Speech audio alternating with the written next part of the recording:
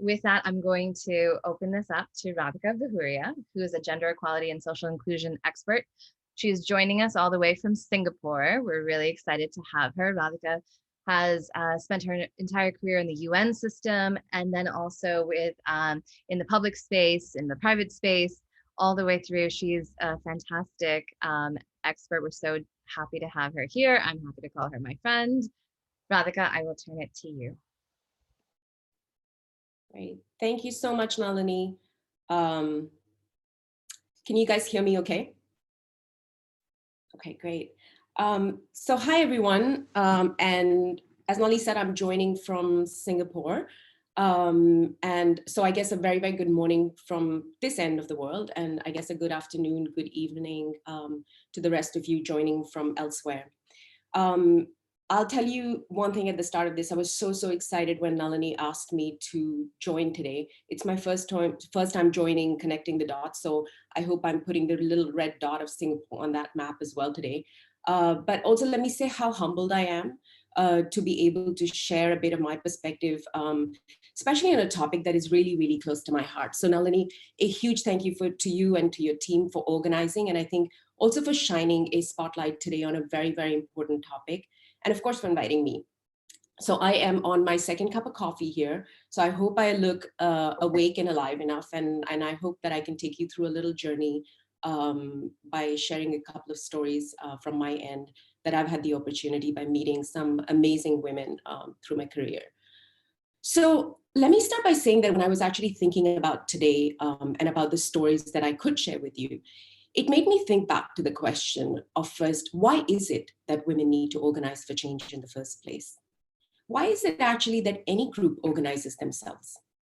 And I guess it's because something isn't working and it needs to be fixed or it needs to be changed.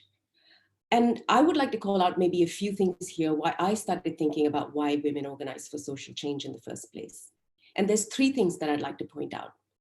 The first one being because typically women get tired of the status quo and of being victims of systems and processes that are either corrupt, that are inefficient, and honestly, they're cyclical and they don't translate into any kind of positive outcomes for women themselves, for their children, for their families, for their loved ones, or their communities. Secondly, because women oftentimes, and I've seen this firsthand myself, hold some of the most valuable intel on what's actually happening on the ground. What the important issues are for families, for communities, for broader society. They have access to almost this kind of tacit and indigenous knowledge, which is so critical to actually understanding an issue, to actually framing a particular challenge. But again, this kind of perspective is overlooked in what happens in decision-making and in planning. And thirdly, because honestly, women have a unique experience. They experience things in a particular unique way. And because of that, they also bring unique and a critical lens to things about important issues, about governance, about ending wars, about building peace, about planning for the future. But again, their perspectives, their voices are not always represented in sort of the formal ecosystem of things. And they are very conspicuous by their absence in formal processes. This is the experience that I've seen in the journey that I have taken with a lot of women in this part of the world, working at the UN in different projects. So honestly, it really is just a combination of often something being broken and women not having the space to voice, not having the access or the influence to think about then what they need to do in order to get to change. And that's when they start organizing themselves, perhaps sometimes more informally, to really just band together to look at new solutions. I was thinking of a well-known story, perhaps that most of you might be familiar with, of Nobel Peace Laureate Lema Bowie from Liberia. And she's spoken to a lot of news outlets, even in the United States, and late night TV show hosts. And when she was asked about how she organized and led women in Liberia to end the civil war, she basically said that men held the guns and all they saw that they were interested in was cutting deals. And they were short-sighted in looking for a solution to a long-standing conflict. She then talked about how women clubbed together because they had a collective vision of the future. The menfolk were out fighting. They were tired of seeing their children deprived of an education, deprived of a potential future. They were tired of their girls living in fear of being raped, and their boys being handed over guns. And it was the women who then, as she claims, out of sheer frustration, launched a sex strike. Can you imagine? To save the future of a country, the women organized themselves and decided that their strategy was going to be one of depriving the men of sex until they agreed to put their guns down. And lo and behold, this strategy of organizing actually worked. And this movement also had much longer trickle-down effects and multiplier effects and longer-term positive political outcomes for women in Liberia. If you haven't watched it, I would really urge you to watch the documentary, Pray the Devil Back to Hell. It's a wonderful story of women of courage and how women have organized, Lema and many others, in terms of reaching social change. But let me take you now from West Africa to Asia, where I've had most of my experiences, to share a few more stories, maybe similar, but perhaps far lesser known. So about a decade ago, I was in a room with 30 women from 6 different countries, all of whom were facing some kind of political or social unrest in their community or their country. They all came from very different contexts, but they had a very similar thread of message to deliver. They said in their communities, women were not passive bystanders. They were not just simply victims. They were actually working at the front lines of dealing with some of the most serious issues. They had amazing initiatives going on. But they said, rarely do these women make the headlines. They all spoke about different challenges, about reconciliation that they were working on the ground. And they shared this message about the need for change, the need for a safe space for them to meet, to dialogue, and to strategize. This idea of connecting, of networking, and of creating a collective voice was so important for them to actually build an agenda and a movement where they could look at achieving change. And they were able to do just that. All we did was we started a small network with these 30 women that then snowballed into thousands today. And we asked people from the region, and we invited them to say, tell us about the stories of these women who are organizing for change. Tell us those untold stories and tell us about those unsung heroes. And all we did was we documented these stories, we showcased them, we recognized them, and we really celebrated them at the highest levels that we potentially could. We often invited local celebrities, well-known politicians to endorse their work. And the idea was to really put a spotlight on their stories and to tell the world that there are women who are working at the front lines. They are working on social change, and this is how they're organizing. From this network, I met naturally some hundreds of incredible women with stories of courage and tenacity, and from whom I have really learned numerous lessons of organizing. So for today, to keep it simple, I thought I'd talk about 3 things. And I hope that some of these will resonate with all of you as well. So to keep it simple, A for assumptions, B for bravery, and C for coalescing. So let me start with assumptions. Now, assumptions and stereotypes are held about people all the time because of our gender, our ethnicity, our age, and the list goes on. And I'm sure it irks you, as it does me, to be a victim of these stereotypes.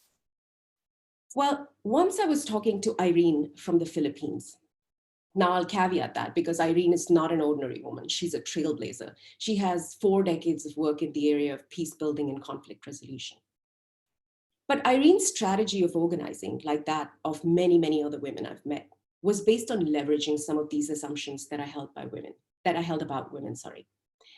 So when things get dangerous and politicized and large gatherings are often seen as a sign of potential unrest, the women somehow always manage to get together. They would just gather under a tree. They would go fetch water as they do. And because they were assumed to be non-threatening, they could do this organizing when a lot of other people were unable to. The other assumption that was held by women often, that is held about women, often, is that women don't have anything serious to contribute. Now, this assumption really irked Irene because she knew more about serious stuff than anyone else I know. I mean, she's a trained peace negotiator, right? And she wanted other women to also be well-skilled and well-informed. This assumption that women have nothing serious to contribute or another marginalized group might have nothing serious to contribute is often used as a tool of exclusion In this case, to keep women out of the hallways where serious matters are discussed and important decisions are taken. So she organized women, she trained them, she informed them. And when the time came, they were ready to talk about all kinds of serious stuff. So it's important to recognize that there will always be assumptions about us. And she said, whether we like it or not, we do have to understand how to navigate those. And how do we strategize to start breaking those stereotypes and these assumptions? That's what's important for organizing. Second, I want to talk about bravery, because I don't think that any organizing can actually happen without bravery.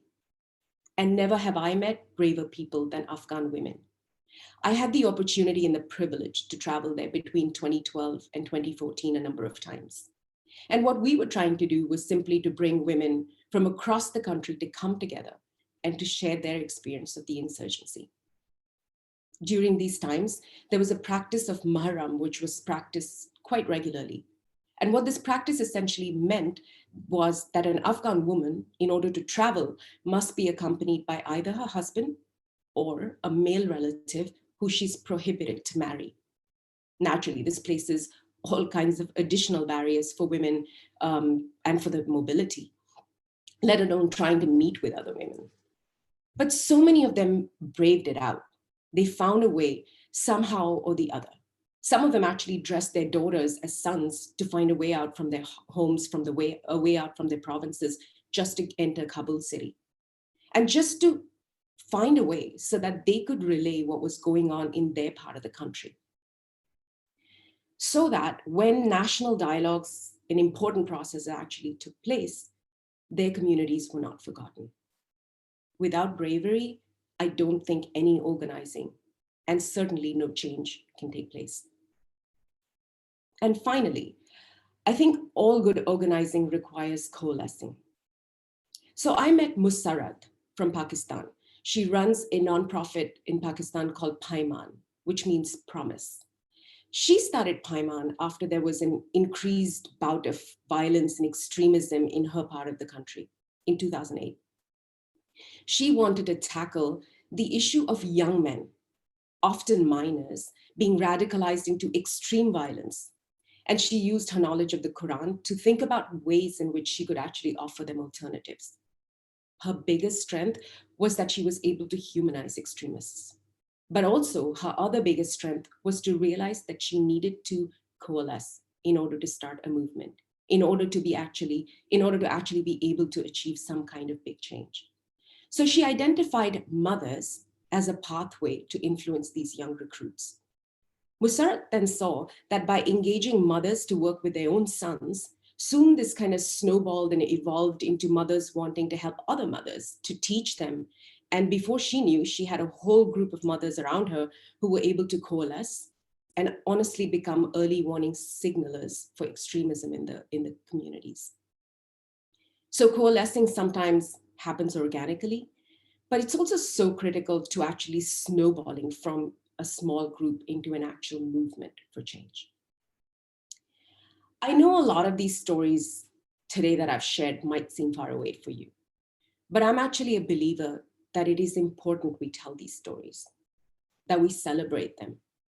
And I'm also a believer that stories can be a great sort of source of inspiration for any good cause. So today I thank you for letting me share and for listening. And I think because any type of organizing starts with a safe space, I think it's amazing and wonderful that you have that here through this forum.